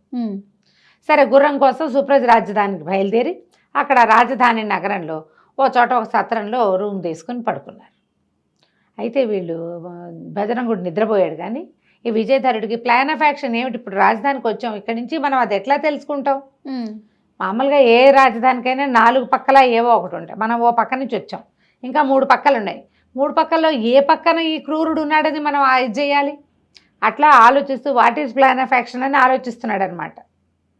ఆలోచిస్తుంటే ఏమిటో మాటలు వినపడుతున్నాయి, ఎవరో మాట్లాడుతున్నారు. ఊరికే ఒక చెవి అటు వేశాడు, వేస్తే ఎవరైనా కొత్త వాళ్ళు వచ్చారా అని ఒక అధికారపూర్వకమైన స్వరం ఒకటి అడుగుతుంది. అడిగితే పెద్దగా లేరండి, ఒక 2 యువకులే వచ్చారు, మెరికల్లాగా ఉన్నారు, భోజనాలు చేసి పడుకున్నారు, ఇంకాసేపు సద్దుమణిగాక బంధించి తీసుకుపోండి అని చెప్తున్నారు. అంటే మెరికల్లాగా ఉన్నవాళ్ళు 2 అంటే తమిద్దరమే కావచ్చు, బంధించి తీసుకుపోండి ఇప్పుడే తిని పడుకున్నారు అంటే అది మనమే, నిద్రపోయే వాళ్ళని తీసుకుపోమని చెప్తున్నాడు. ఏమిట్రా ఇదని ఇంకా బజరంగుడిని లేపల, కత్తి పుచ్చుకొని సిద్ధంగా ఉన్నాడు. మెల్లిగా ఎవరో తలుపు తోసినట్టు తెలిసింది. గబుక్కుని లేచి వెళ్ళిపోయాడు. తలుపు నిదానంగా తోసిన వాళ్ళు అవతల వాళ్ళు ఏమనుకుంటారు, నిద్రపోతున్న వాళ్ళని చూడడానికి తోశారు. తలుపు తీయంగానే దబేలమని ఒక మనిషి వస్తే ఉలిక్కి పడతారు కదా అవతల వాళ్ళు. వచ్చేసరికల్లా ఎవరు ఏమిటి అన్నాడు. మిమ్మల్ని బంధిస్తున్నాం. ఎందుకు బంధిస్తారు, అసలు మమ్మల్ని ఎందుకు తీసుకెళ్ళాలి, మీరెవరు, ఏ కారణంతో బంధిస్తున్నారో చెప్పి తీసుకెళ్ళండి అనేసరికల్లా ఏంట్రా చెప్పేది అని ఆ సైనికులు కాస్త మీద పడ్డారు. వచ్చిన వాళ్ళు రాజ సైనికులే. మీద పడేసరికల్లా ఇతను మంత్ర ఖడ్గం తీశాడు. బజరంగుడు లేచే లోపలే వీళ్ళందరినీ చీల్చి చెండాడేశాడు. నిద్ర లేచిన బజరంగుడు కూడా ఒక అత్తి పుచ్చుకుని అతను పడ్డాడు. వచ్చిన 20 మంది సైనికుల్ని తుక్కు కింద కొట్టేశారు వీళ్ళు. వాళ్ళు కాస్త పరిగెత్తి పారిపోయారు సైన్యాధ్యక్షుడిని తీసుకొస్తామని. అప్పుడు ఈ సత్రం యజమానిని బెదిరించాడు ఇతను విజయధరుడు. ఏమిటి, మేమేమి నీ దగ్గర ఉచితంగా లేవు, మమ్మల్ని పోషించట్లేదు నువ్వు, మేము డబ్బు ఇచ్చి ఉన్నాం, పైగా మేము వేరే దేశం నుంచి వచ్చేవాళ్ళం, మేము ఇక్కడ మాయమైపోతే మా వాళ్ళకి ఏం తెలుస్తుంది, అసలు ఎందుకు మమ్మల్ని పట్టించాలనుకున్నావు, మేమేం చేశాం నీకంటే, బాబు మాకు సరదా కాదు మా రాజుకి సరదా కాదండి, మేమేం చేయాలి, మాకు పెద్ద సమస్య ఉంది, మా రాజ్యానికి ఉత్తర ద్వారం దగ్గర ఉన్నటువంటి కొండ గుహల్లో క్రూరుడనే ఒక మాంత్రికుడు ఉన్నాడు, ఆయన ఏదో పూజ చేస్తాడు, ప్రతి పౌర్ణమికి యువకుల్ని బలిస్తాడండి, ఊళ్ళో పిల్లలు అయిపోయారు, ఎంతసేపని మా పిల్లల్ని బలి పెట్టుకుంటాం, మాకు ఉండాలి కదా మరి సంతానం, అందుకని బయట ఊళ్ళ నుంచి వచ్చిన వాళ్ళలో నుంచి పౌర్ణమికి ఒకరిని పట్టిస్తాం, మరి మాకు ఇంకా వేరే దారి లేదు, చాలా సంవత్సరాలుగా జరుగుతోంది ఇది, ఏటా ఎవరు కుదిరితే వాళ్ళకు ఒక పిల్లల్ని ఇచ్చేస్తే అన్ని చోట్ల కనుక్కుంటారు, పౌర్ణమి ముందు రోజు అబ్బాయిని బంధించి పంపించేస్తాం. అప్పుడు ఇతను ఏమనుకున్నాడు, క్రూర రాక్షసుడు, క్రూరుడు, ఒక మాంత్రికుడు అనగానే మనకు కావాల్సిన వాడు వీడే. అక్కడి నుంచి ఏమన్నాడు, మీకు ఇది నిజంగా తెలుసా ఖచ్చితంగా అంటే, ఖచ్చితంగానండి సైన్యాధ్యక్షుడు వస్తాడు కనుక్కుందరు కానీ కావాలంటే. సైన్యాధిపతి రాకని ఇతను అంతా ఆను పాను కనుక్కున్నాడు. నేను వెళ్తాను, స్వచ్ఛందంగా నన్ను పంపించండి అన్నాడు. వాళ్ళు ఆశ్చర్యపోయారు, ఏమిటి చచ్చిపోవడానికి వెళ్ళిపోతావని, చచ్చిపోవడమో ఇంకో పోవడమో నా సంగతి నేను చూసుకుంటా కదా అంటే, సరే రమ్మన్నారు. బజరంగుడు ఇతను ఇద్దరు విజయధరుడు ఇద్దరు కలిసి రాజస్థానానికి వెళ్ళారు, ఆస్థానానికి వెళ్ళిపోయారు. రేపు పౌర్ణమి, ఈ సాయంకాలం ఆ బాక్స్ పంపించాలి, ఎవరో ఒకళ్ళని పడుకోబెట్టి పంపిస్తారు. అదేంటంటే పెద్ద చిల్లులుగా చేయబడిన ఒక పెద్ద చెక్కపెట్టె, ఆ చెక్కపెట్టెలో మనిషిని పంపించి మనిషిని పడుకోబెట్టి లోపలికి అక్కడ దాకా తీసుకెళ్తే దానంతట అదే బాక్స్ లోపలికి వెళ్ళిపోతుంది అక్కడ ఉన్న మాయమంత్రాల వల్ల. సరే ఏం చేశారు, కొంతమంది సైనికులు ఈ బజరంగుడు కూడా కలిసి ఈ అబ్బాయిని కత్తితో సహా ఆ పెట్టెలో పడుకోబెట్టారు. ఆ పెట్టెతో పాటు వెళ్ళారు. బజరంగుడు కూడా పోయాడు అక్కడికి, ఒక్కడిని వదిలిపెట్టి ఉండలేక వెళ్ళాడు వెనకాల. సరే అక్కడ దాకా వెళ్ళేసరికి అదొక పెద్ద కొండ గుహ, బయట ఒక పెద్ద బండరాయి అడ్డం ఉంది. వీళ్ళు ఆ పెట్టె తీసుకెళ్ళి అక్కడ పెట్టంగానే ఆ రాయి దానంతటా అదే ఇట్లా రెండుగా విచ్చిపోయింది. ఈ కింద పెట్టబడిన బాక్స్ అక్కడ ఒక గీతలు గీసున్నాయి, ఆ గీతల్లో పెట్టాలి, ముగ్గులో పెట్టాలి. ముగ్గులో పెట్టిన బాక్స్ దానంతటా అది లేచి తేలుకుంటూ లోపలికి వెళ్ళిపోయింది. ఎవరు పట్టుకెళ్ళాలా దానంతటా అదే వెళ్ళిపోయింది. అక్కడి నుంచి తెరుచుకుపోయిన రాతి బండలు రెండు యథాప్రకారం అతుక్కుపోయిన రాతి బండ అంతా మూసేసింది. కేకలు పెట్టాడు బజరంగుడు, అయ్యో అయ్యో వెళ్ళిపోతున్నాడని. ఇక వెళ్ళిపోతున్నాడే ఏం లేదు, మూసిపోయాక ఇంక చేయగలిగేది ఏం లేదు. ఆ సైనికులంతా మేము వెళ్ళిపోతాం, ఎప్పుడు ఇంతే చేస్తామంటే బజరంగుడు బతిలాడాడు, వెళ్ళిపోవద్దు, ఇదంతా కథ మామూలుగా అవుతుంది, మావాడు దీన్ని ఏర్పాటు చేస్తాడు అని చెప్తే ఒప్పుకోలేవాడు. సరే ఒకళ్ళు ఇద్దరు అన్నారు, పోన్లే పాపం అబ్బాయి సరదా పడుతున్నాడు, ఒక రోజు ఉందాం, ఈ రాత్రికి ఉండిపోదాము, తెల్లవారుజామున ఎప్పుడో పౌర్ణమి ఉంది, ఆయన ఏదో చేస్తాడు, ఏమైనా తేడా వస్తే అప్పుడు చూడొచ్చు, తెల్లారిదాకా ఉందా లేరా అని అక్కడే కూర్చున్నారు. ఈ లోపలికి వెళ్ళిన బాక్సు లోపలికి వెళ్ళంగానే ఒక పక్కన అట్లా పెట్టబడింది ఒక పెద్ద మందిరం. అది ఎంత పెద్ద మందిరమో, మందిరంలో ఒక పెద్ద అమ్మవారి విగ్రహం, చండిక విగ్రహం ఉంది. ఆ తర్వాత చండికా విగ్రహానికి ఒక పక్కగా ఇంతకుముందు మనం చెప్పుకున్న మాయా అశ్వపు శిల్పం నిలబెట్టబడింది. తెల్లటి శిల్పం, ప్రాణం ఉన్న గుర్రంలాగానే కనపడుతోంది ఆ శిల్పం, కానీ అది శిలని తెలుస్తుంది, తెల్లటి పాలరాయితో చెక్కింది. దాని జూలు, దాన్ని నిక్కబొడుచుకున్న చెవులు, కళ్ళు లైవ్లీగా ఉంది, కానీ కదలిక లేదు, శిల్పం కనపడుతుంది. సరే ఏమైంది, తెల్లవారుజామున ఇంకా కాసేపట్లో పౌర్ణమి వెళ్ళిపోతుంది అనగా బలి కార్యక్రమం మొదలైంది. ఈ పెట్టి తెరిచి చూశారు. పెట్టి తెరిచి చూస్తే వీళ్ళు ఏమనుకున్నారు, ఒక యువకుడు పడుకుంటాడు అనుకున్నారు. అందులో అదేగా పడుకోబెట్టారు, కానీ లోపల గడ్డాలు అవి నెరిసిపోయిన ఒక యోగి ముసలాయన పడుకుని ఉన్నాడు. మాంత్రికుడు ఆశ్చర్యపడి, ఎవడరా నువ్వు ఎలా వచ్చావు? నేను యువకుడిని పంపించమన్నాను, ఇలా ముసలివాడిని పంపించాడేమిటి రాజు? ఎప్పుడు ఇట్లాంటి పొరపాటు జరగలేదు అని మరి చర్చి కేకలు పెట్టాడు. ఎవరక్కడ ఈమెది వీడిని బలి సరిచేయండి, ఇది బలి ఇట్లా ఇవ్వడానికి పనికిరాదంటే ఆగు శాంతం అని లేచి నుంచున్నాడు విజయధరుడు. నేను ఒక యోగిని, నువ్వు మాయాశ్వాన్ని సాధించడానికి ఎందరో యోగుల్ని బంధించావని, ఎందరో యువకుల్ని బలిస్తున్నావని తెలుసుకున్నాను. నీ దగ్గరికి వచ్చే మార్గం లేక ఇలా ఈ రాజుకు చెప్పి నేను ఈ బాక్స్లో పడుకొని వచ్చాను, ఈ డబ్బాలో నీకోసం వచ్చాను అని చెప్పాడు. విజయధరుడికి మొట్టమొదట ఆ రూపం మార్చుకునే అవకాశం ఇచ్చింది అమ్మాయి, మంత్రం ఇచ్చింది. ఆ మంత్రంతో ఇతను యువకుడు కాస్త ఇలా వృద్ధుడిగా మారిపోయాడు. మేకప్ కాదు, అది మారిపోయాడు అంతే. అనేసరికల్లా ఆ రాక్షసుడు ఆశ్చర్యపడి, ఏమిటి నీకు తెలుసా ఈ అశ్వం సంగతి అన్నాడు. నాకు బాగా తెలుసు, దాన్ని ఎలా మామూలు అశ్వంగా మార్చాలో, మాయా అశ్వంగా ఎలా మార్చాలో నాకు స్పష్టంగా తెలుసు. నీకు ఆ క్రియ చేసి యోగులందరినీ విడిపిద్దాము, నీకు మేలు జరుపుదామని వచ్చానన్నాడు. అనేసరికల్లా బ్రహ్మానందపడిపోయాడు ఆ క్రూర మాంత్రికుడు, రాక్షసుడు మాంత్రికుడు. సంతోషం పట్టలేక ఆ బాక్స్లోంచి నిలబడిన వాడిని లేవదీసి కిందకి దింపుకున్నాడు. మీ మహానుభావ నువ్వు ఎక్కడో దొరికావు, నేను ఎన్ని సంవత్సరాల నుంచో ప్రయత్నిస్తాను, మా నాన్న ఎంతో ప్రయత్నం చేసి చచ్చిపోయాడు, ఇన్ని వందల సంవత్సరాల నుంచి నేను ప్రయత్నిస్తూనే ఉన్నా. అయితే ఈ గుర్రాన్ని ఏం చేయాలంటే ముందు నన్ను గుర్రం ఎక్కించు. అది ఎత్తైన పీఠం మీద నిలబెట్టబడింది. ఈయన చేశాడు, బట్టల్లో దట్టిలో ఖడ్గంతో పాటుగా ఒక పేటేసి గుర్రం ఎక్కించారు. గుర్రం ఎక్కించి కూర్చోగానే ఇక సంతోషం పట్టలేకపోయాడు విజయధరుడు. ఆ గుర్రాన్ని కావలిచ్చుకున్నాడు. మెడ మొహము అన్నీ సవరించాడు. ఆ మొహం మీద పదే పదే అనేసరికల్లా దాని మొహం మీద ఒక నుదుట్లో ఉంది కదా ఒక పాయింట్, అక్కడ ఎప్పుడైతే మానవ హస్తం తగిలిందో వెంటనే ఆ అశ్వం కాస్త నిజమైన అశ్వంగా మారిపోయింది. శిల్పం అశ్వంగా మారిపోయింది. శిల్పాశ్వం మాయాశ్వంగా మారిపోయింది. మారిపోయేసరికల్లా ఇంకా ఆనందం పట్టలేకపోయాడు. వీడికి ఆనందంగానే ఉంది, రాక్షసుడికి ఆనందంగానే ఉంది, మాంత్రికుడికి కూడా. ఎగిరి గంతేశాడు ఆ మాంత్రికుడు.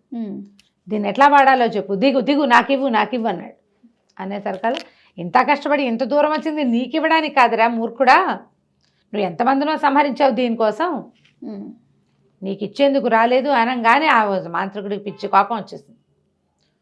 అదేమిటి నువ్వు నాకు మోసం చేస్తావా, నీ సంగతి చెప్తానని మంత్రదండాన్ని తీసాడు. కానీ ఈ మంత్రదండాలు నేల మీద ఉన్నప్పుడు పనిచేస్తాయి. ఇదేమో బ్రహ్మవాక్కుతోటి అశ్వం ఇలా మారింది, శిల్పం అశ్వంగా మారింది. దాని మీద ఏ మాయలు మంత్రాలు పనిచేయవు. ఓహో, దాని మీద ఉన్నవాడిని ఎవరూ ఏమీ చేయలేరు. అది అప్పుడు అదే కదా చెప్పాడు, అజేయమైన శక్తి వచ్చేలాగా బ్రహ్మ దగ్గర వరం పొంది ఉన్నాడు అతను విశ్వంభరుడు. దాంతో ఇతను ఏం చేశాడు, మొల్లోంచి ఖడ్గం తీసి ఒక్క ఉదుటున ఈ మాయావిరా ఇతని మీద క్రూరుడి మీదకి దూకి మెడ ఉత్తరిచ్చేశాడు. అతని మీద మంత్రదండపు శక్తులు పనిచేయలేదు, ఇతను చనిపోయాడు కూడా. ఎప్పుడైతే ఇట్లా ఇతని తల సీగ తరగబడిందో వెంటనే భైరవి విగ్రహం కాస్త పగిలిపోయింది డామని. పగిలిపోవటం ఏమిటి, అప్పటిదాకా ఒక చీకటిగా గాఢాంధకారంగా అక్కడక్కడ వెలిగించిన ఆవదపు దీపాలు తప్పిస్తే ఏమీ లేని ఆ దేవాలయంలో, ఆ మందిరంలో మొత్తం అంతా ప్రకాశవంతంగా అయిపోయింది. వెలుతురు వచ్చేసింది అనమాట. ఒక్కసారి చీకటి శక్తులన్నీ బయటికి వెళ్ళిపోయినాయి, వెలుగు వచ్చేసింది లోపలికి. అక్కడి నుంచి ఇతను ఏం చేశాడు, దిగి ఇప్పటి వరకు అక్కడక్కడ గదుల్లో బంధించబడి ఉన్నారు యోగులని వాళ్ళని అందరినీ రక్షించడానికి పూనుకున్నాడు. అక్కడి నుంచి తన దట్టిలో భస్మపు గుళికలు ఉన్నాయి కదా, ఆఖరి గుళిక ఒక్కటి ఉంది, ఆ గుళికని ఆ గుహాద్వారం మీదకి విసిరికొట్టాడు. విసిరేసరికి అది పగిలిపోయింది, ఓపెన్ అవగానే బజరంగుడు ఇంకొంతమంది సైనికులు సాయం ఉన్నారుగా, అందరూ పరిగెత్తుకొచ్చారు లోపలికి. వచ్చి లోపల గదుల్లో, చెరసాల్లో, కారాగారాల్లో, లోపల గుహల్లో, చిన్న చిన్న బిలాలలో దాచిపెట్టబడిన ఎందరో యోగుల్ని, ఋషుల్ని అందరినీ బయటికి తీసుకొచ్చారు. అందరూ జయధ్వానాలు చేశారు. నువ్వు ఎంతో గొప్పవాడివి, రాజకుమారుడు క్షత్రియులకు ఉండవలసినటువంటి సాహసం ఉంది నాయన, ధైర్య సాహసే లక్ష్మి, నువ్వు చక్కగా జయిస్తావు, నువ్వేం చేయదలుచుకున్నావు అది చేస్తావని అందరూ ఆశీర్వదించారు. ఇంక ఇప్పుడు నెక్స్ట్ది మంత్రహారాన్ని సాధించాలి.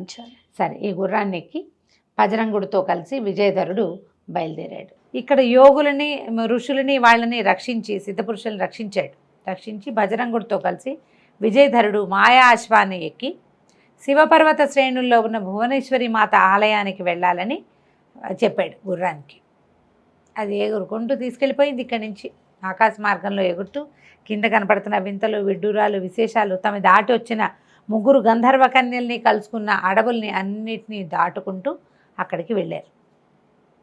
ఆయన చెప్పినటువంటి మహీపతి రాజ్యం అది కూడా కనపడింది. నందముని చెప్పాడు మహీపతి రాజ్యం, దాన్ని ఆనుకునే శివపర్వత రాజ్యం కూడా కనపడుతోంది. ఈ రాజ్యం అవి దాటి వెళ్ళాక శివ పర్వతాలైతే ఏవో కనపడుతున్నాయి, కానీ ఆలయం ఎక్కడుందో తెలియలే. సరే, గుర్రం బాగా అటు ఇటు తిరిగి మొత్తానికి ఆ ఆలయం వైపుకి తీసుకెళ్తే ఆలయం దూరంగా కనపడుతోంది. ఆలయానికి వెళ్ళే దారిలో అంత మామూలు దారి కనపడుతోంది. ఈ దేవగణాలు కొన్ని కాపలా ఉంటాయట అమ్మవారి ఆలయానికి, ఆ భువనేశ్వరి దేవి ఆలయానికి. మొత్తం జలమయం చేసేసారు వాళ్ళు.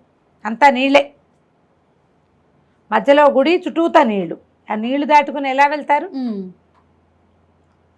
సరే, నీళ్ళలోకి దిగుదామనుకున్నారు. నీళ్ళలోకి దిగితే ఎలా ఉంటుందో. అయితే ఏంటంటే ఈ గుర్రము నీటిలో కూడా ప్రయాణించగలిగే గుర్రం. ముందు భయపడ్డాడు విజయధరుడు, మర్చిపోయాడు. అది ఆకాశ గమనమే కాదు, ఆకాశంలో ఉన్నప్పుడు విమానంలాగా, నీళ్లలో ఉన్నప్పుడు జలాంతర్గామిలాగా ప్రయాణం చేయగలదు అది. ఆ గుర్రం ఆ నీళ్ళలో, అందుకే మాయా అశ్వం అయింది. ఆ నీళ్ళలోకి దిగి నీళ్ళలోంచి వీళ్ళిద్దరిని తీసుకెళ్ళింది లోపలికి. భువనేశ్వరి ఆలయం లోపలికి వెళ్ళిపోయారు. కొన్ని దేవగణాలు అడ్డం పడ్డాయి. ఆ అడ్డం పడ్డ వాళ్ళందరితోటి ఈ మంత్రఖడ్గం ఉందిగా, ఇతని దగ్గర 3 గంధర్వ కాంతలు ఇచ్చింది, దాంతో యుద్ధం చేస్తారు. పైగా ఈ గుర్రం మీద ఉండి యుద్ధం చేసిన వాడికి ఎదురే లేదు. అతనికి ఒక్కొక్క శక్తి తెలుస్తుంది, దానికి ఏమేమి ఉన్నాయి అని. అది ఆకాశంలో పరిగెడుతుంది, ఆకాశంలో ఎగురుతుంది, నీళ్ళల్లోకి ఈత్తుంది. ఎవరైనా అడ్డొచ్చినా వాళ్ళని జయించే శక్తి ఇస్తుంది తనకి. ఆ గుర్రంతో పాటు లోపలికి వెళ్ళిపోయాడు. చాలా పెద్ద విశాలమైన దేవాలయం, బంగారు కాంతులు ఇంటూ లోపలికి వెళ్తే అమ్మవారి విగ్రహం ఎంత పెద్ద విగ్రహమో, అసలు ఇట్లా ప్రతిమా స్వరూపం, అత్యద్భుతంగా ఎవరినో కూర్చోబెట్టి వాళ్ళని చేసినట్టుగా ఉంది. శిల్పంలాగా అనిపించట్లా, ఒరిజినల్గా ఉంది. కానీ అవి వస్తువులన్నీ కూడా ఆమె ఒంటి మీద చెక్కడంగా ఉన్నాయి, కానీ ఆ మంత్రహారం ఏదైతే ఉందో అది కనిపించాల. మంత్రమణిహారం అన్నిటితో పాటే అది ఉంది. అక్కడ ఎలా తీసుకోవాలి? అది ఊడి రావాలి. శిలలో ఇంచి ఉన్న శిల మీద ఉన్న వస్తువులు ఎలా ఊడొస్తాయి? ఇక పరిపరి విధాల నమస్కారం చేసుకున్నారు. ఏం చేసినా తెలియలే. అక్కడి నుంచి ఏం చేశాడు ఈయన, బాగా ప్రార్థించాడు ఇతను విజయధరుడు. అమ్మగారు ఏమన్నాడు, బోళ్ళని పద్యాలు పాడాడు, పాటలు పాడాడు, శ్లోకాలు చదివాడు, తనకు వచ్చినవన్నీ వల్లించాడు. ఎవరైనా సహాయం చేస్తారేమో ఋషులు మునులు అని గుర్రాన్ని దిగి లోపలంతా వెతికాడు. సబరికి విసుగు పుట్టింది. ఎంత దూరం వచ్చాను, ఇంత శ్రమపడ్డాము, ఇంత దూరం వచ్చాము. దాంతోపాటుగా ఈ విషయాన్ని నాకు చెప్పిన నందముని కూడా శీలైపోయాడు పాపం. అవును, కూతురుతో పాటు తండ్రి శీలైపోయాడు. వాళ్ళకు కూడా నిష్కృతి లేకుండా పోతుందని భువనేశ్వరి మాతని పదే పదే ప్రార్థించి, అమ్మ కేవలం నేను ప్రేమించిన ప్రేయసిని, ఒట్టిగా ఒక చిన్న ఫోటో చూసి ప్రేమించాను, చిత్రం చూసి ప్రేమించాను, ఆమె యొక్క దుస్థితిని తప్పించాలనుకున్నా, ఆ తండ్రి దుస్థితి కూడా తప్పిస్తానని మాటిచ్చి వచ్చాను. క్షత్రియుడిని నా మాట దక్కేలాగా లేదు. ఒట్టి చేతులతో ఇంటికి ఏమని పోను? సరే, నా శిరస్సు నువ్వు తీసుకోమని చేతిలో ఉన్న మంత్రఖడ్గంతో మెడ నరికేసుకున్నాడు. ఎప్పుడైతే ఇతను మెడ నరుకుని నెత్తురు జిమ్మిందో ఆ బజరంగుడు కేవమని మిత్రమాని కేకలు పెడుతూ స్పృహ తిప్పి పడిపోయాడు. శిరస్సు పోయి దొర్లుకుంటూ, మొండెం పడిపోయింది, శిరస్సు దొర్లుకుంటూ భువనేశ్వరి అమ్మవారి పాదాల దగ్గరికి వెళ్ళి పడింది. ఇలా కోసాడు, అది ముందుకెళ్ళి పడేసరికల్లా మొత్తం దేవాలయం అంతా గంటలు మోగిపోయినాయి. ఎన్ని గంటలో ఉన్నాయి, ఎన్ని దీపాలో వెలిగినాయి. అమ్మవారి ప్రత్యక్షమైంది. బజరంగుడికి కనపడలే. అప్పుడు ఆమె శిల్పంలో ప్రత్యక్షం అంటే స్వరూపంతో రాల. ఏ శిల్ప స్వరూపంలో అమ్మవారు దేవతా విగ్రహ స్వరూపంలో ఉందా అంతా ఏమో విగ్రహంలో కలిసినట్టే ఉంది. ఈ ఒక్క మణిహారం మాత్రం విడిగా కనపడడం మొదలుపెట్టింది.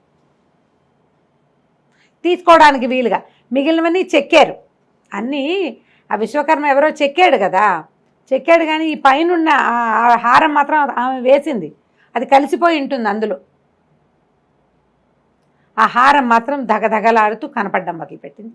అక్కడి నుంచి ఆవిడ చాలా మెచ్చుకుంటున్నాను నిన్ను, క్షత్రియుడు అన్నవాడు ఇచ్చిన మాట నిలబెట్టుకోవాలి, చెప్పిన పని చేయగలగాలి, దానికి సరిపడా సాహసం ఎవరికైతే ఉందో వాడు ఎప్పుడూ జయిస్తాడు. సాహసి అయినటువంటి క్షత్రియుడు ఎప్పుడూ జయిస్తాడని అమ్మవారి ఆశీర్వాదంతో ఇస్తాను. శిరస్సు మళ్ళీ బంతిలాగా వెనక్కి దొర్లుకుంటూ వెళ్ళి అతని శిరస్సు కతుక్కు తల అదికేసుకుంది మెడకి. లేచి నిలబడ్డాడు. చూస్తున్నాడు, విగ్రహంలో ఆ నగ కనపడుతోంది. ఆకాశవాణి వినపడింది, అశరీరవాణి. రాకుమారా, నీ ధైర్యం సాహసానికి మెచ్చుకుంటున్నాను. మంత్రహారాన్ని తీసుకెళ్ళు. నీ పని అయిపోయాక హారం దానంతట అది వెనక్కి వచ్చేస్తుంది అని చెప్పింది. చెప్పగానే ఇతను అమ్మవారికి నమస్కారం చేసుకుని విగ్రహం దగ్గరికి వెళ్ళి ఆ విగ్రహ పాదాలు నమస్కారం చేసి, అపరాధాన్ని సహస్రాన్ని చేస్తూ ఉంటాం మేము, మా తప్పులు క్షమించమని పదే పదే ప్రార్థించి ఆ మెడలోంచి ఆ హారాన్ని తీసుకున్నాడు. తీసుకుని దట్టిలో భద్రపరుచుకున్నాడు. అక్కడ బోల్డ్ అనే పూజా సామాగ్రి అవి ఇవి చాలా ఉన్నాయి, ప్రసాదాలు చాలా ఉన్నాయి. అంటే పళ్ళు గిళ్ళు ఉన్నాయన్నమాట. పళ్ళు, పువ్వులు, నీరు ఉంటే ఆ మంత్రజలాన్ని, అది మనం అమ్మవారికి పెడతారు కదా చెంబులో కలశోదకం, ఆ కలశోదకాన్ని చల్లాడు బజరంగుడి మీద. బజరంగుడు మిత్రమా అని ఏడుస్తూ లేచి కూర్చున్నాడు. చచ్చిపోయావా అని. చచ్చిపోలేదురా నాయన, బతికే ఉన్నాను, పద వెళ్ళిపోదామన్నాడు. సరే లేచి వీళ్ళు గుర్రం దగ్గరికి వచ్చేసరికి గుర్రం చక్కగా స్థిమితంగా నుంచునుంది అక్కడ. ఇద్దరు కలిసి ఆ గుర్రం ఎక్కారు. గుర్రం ఎక్కేసరికల్లా బయట అంతకుముందు వాళ్ళు ఎన్ని నీళ్లు చూశారు, ఒక చుక్క నీరు లేదు. పర్వత శ్రేణిలో ఇట్లా కొండ మీద నిలబెట్టినట్టుగా ఉంది అమ్మవారి దేవాలయం. ఆ దేవాలయంలో నుంచి దిగి ముందు నందముని ఆశ్రమానికి వెళ్ళారు. వెళ్ళి ఏం చేశాడు, ఆ లోపల చూస్తే నందముని భార్య మాత్రం దిగులుగా అక్కడే తిరుగుతూ ఆవిడ పని చేసుకుంటుంది. మరి ఏం చేస్తుంది, ఆ ఇంట్లో వాళ్ళు చేయవలసిన నిత్యాగ్నిహోత్రం చేసుకుంటూ ఆ శిలగా మారిపోయిన భర్తని కూతుర్ని చూస్తూ కన్నూరి మున్నీరవుతూ పాపం అలాగే ఉంది. ఇతను లోపలికి వెళ్ళి ఏం చేశాడు, కాళ్ళు చేతులు కడుక్కుని నమస్కారం చేసి అగ్నిహోత్రానికి తన దట్టిలో ఉన్న ఆ మంత్రహారాన్ని ఎత్తి ఆ అమ్మాయి విగ్రహం మెడలో వేసేసాడు. శిల్లలాగా మారిపోయింది, శిల్పంలాగా శిల్పం మెడలో వేసేసాడు. అమ్మవారిని విగ్రహం అనాలి, అమ్మాయిని శిల్పం అనాలి, తేడా ఉంది కదా. సరే, ఈ శిల్పం మెడలో వేసేసరికి వెంటనే అమ్మాయికి వచ్చేసింది, నార్మల్ రూపానికి వచ్చేసింది. అయితే ఈ శిల్పం నుంచి మనిషిగా మారిపోయిన ఈ అమ్మాయి తండ్రి పక్కనే నుంచున్నాడు కదా, ఏం చెయ్యి ఆయనకి తగిలేసరికల్లా ఆయన కూడా మామూలుగా అయిపోయాడు. అమ్మ మామూలుగా అయిపోయింది, చూసుకుంటే కూతురు నార్మల్గా. ఆయన పరమంగా విపరీతంగా సంతోషించాడు. నాయన, నీ వల్ల కదా నా కూతురు ఇప్పుడు మొత్తానికి జీవితం వచ్చింది అని కూతురికి జరిగిందంతా చెప్పాడు. ఎప్పుడైతే ఈ అమ్మాయికి నార్మల్సీ రూపం వచ్చి మనుషుల్ని మామూలుగా చూడటం మొదలుపెట్టిందో ఆమె మెడలో నుంచి మంత్రహారం వీళ్ళు చూస్తుండగానే మాయమైపోయింది.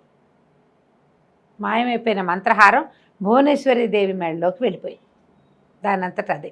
ఈ నందమహామని కూతురు మానసప్రియ ఆ అమ్మాయిని ఇచ్చి పెళ్లి చేశాడు. కన్యాదానం చేశాక అప్పుడు మానసప్రియ మన విజయధరుడు బజరంగుడు మానసప్రియని ముందు మధ్యలో ఈయన కూర్చుని తన వెనకాల బజరంగుని కూర్చోబెట్టుకుని మాయాశ్వాన్ని అధిరోహించి తన ఊరు వెళ్ళిపోయాడు. తండ్రి దగ్గరికి, వాళ్ళ రాజ్యానికి వెళ్ళాడు. ఈ ఆకాశంలో నుంచి వస్తున్న అశ్వాన్ని చూసి కేరింతలు కొట్టారు జనమంతా. ఏమిటో జరుగుతోంది, ఎవరో వస్తున్నారని. దగ్గరికి వచ్చేసరికి రాకుమారుని గుర్తుపట్టారు. తండ్రి ఎంతో సంతోషంగా ఇట్లా తను అనుకున్న పనిని సాధించాడు కొడుకని అప్పటిదాకా యువరాజుగా ఉన్న విజయధరుడికి పట్టాభిషేకం చేశాడు. మళ్ళీ ఊరెళ్ళాక మళ్ళీ విశేషంగా వివాహం చేసి రాజ్యంలో ఉన్న వాళ్ళందరికీ కన్నుల పండుగ ఎంతో సంతోషంగా రాజ్యాన్ని చేసుకున్నారు. ఆ మాయా అశ్వం వీళ్ళ దగ్గరే ఉండిపోయింది. అది అతను ఎప్పుడూ వాడేవాడు కాదు. ఏదైనా విపత్కర పరిస్థితి వచ్చినప్పుడే దాన్ని వాడుకోవాలని దాన్ని శిల్పంగా మార్చి తమ పూజా మందిరం పక్కనే ఆ శిల్పాన్ని ఉంచుకునేవాడు అనమాట. ఆ శిల్పం వీళ్ళ దగ్గరే ఉండిపోయింది. ఎప్పుడైనా ఎవరికైనా అవసరం వచ్చినప్పుడు చూడొచ్చు అనుకున్నారు. దాన్ని నిత్యం చూడుస్తూ చక్కగా శ్రద్ధగా జాగ్రత్తగా అట్టు పెట్టుకునేవారు. ఎప్పుడైనా యుద్ధాలప్పుడు మాత్రమే ఆ అశ్వాన్ని వాడేవాళ్ళు, మాత్రమే వాడేవారు, అవసరమైనప్పుడు వాడుకున్నారు. దీంతో మాయా అశ్వం మంత్రహారం కథ సమాప్తం అయిపోయింది. చాలా బాగుంది రమ్మగారు. కానీ ప్రతి ఎపిసోడు భలే ఇంట్రెస్టింగ్గా ఉంది. చాలా చాలా బాగుంది. నమస్తే రమ్మగారు. నమస్తే.